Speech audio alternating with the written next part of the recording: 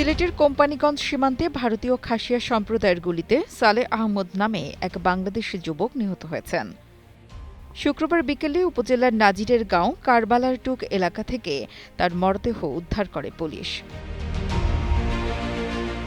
গত ৯ এপ্রিল রাত ৮:৩০টার দিকে ভারত সীমান্তের অভ্যন্তরে এ ঘটনা ঘটে।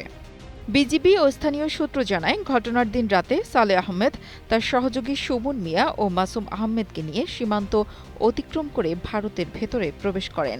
পরে তারা সীমান্তের প্রায় ১ কিলোমিটার ভেতরে চংকেট ও মারকানের বাগানের মধ্যবর্তী এলাকায় অবস্থান নেন। টানা তৃতীয়বার অর্জন করেছে দেশের সেরা সুপার ব্র্যান্ড স্বীকৃতি বসুন্ধরা টিস্যু। এ সময় সুপারি বাগানে অবস্থানকালে চোর সন্দেহে খাসিয়া সম্প্রদায়ের লোকজন তাদের লক্ষ্য করে কয়েক রাউন্ড ছররা গুলি ছোড়ে। এতে সালেহ আহমেদ গুলিবিদ্ধ হয়ে ঘটনাস্থলেই নিহত হন। পরে তার সঙ্গে থাকা অন্য দুজন তাকে উদ্ধার করে বাংলাদেশ সীমান্তে নিয়ে আসেন। নিহত সালেহ আহমেদ কোম্পানিগঞ্জ উপজেলার কারবালাটুক গ্রামের মৃত বিরাম আলীর ছেলে। নিহত সহ ৩ জনই সীমান্তে চোরাচালানের সঙ্গে জড়িত ছিলেন বলে জানান সিলেট বিজিবি ৪৮ ব্যাটালিয়নের অধিনায়ক লেফটেন্যান্ট কর্নেল নাজমুল হক।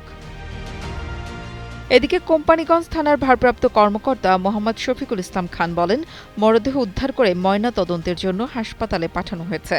আইনি প্রক্রিয়া শেষে পরিবারের কাছে লাশ হস্তান্তর করা হবে। কবির আহমদের পাঠানো তথ্য ও ভিডিও চিত্রে ডেস্ক রিপোর্ট, কালের কণ্ঠ।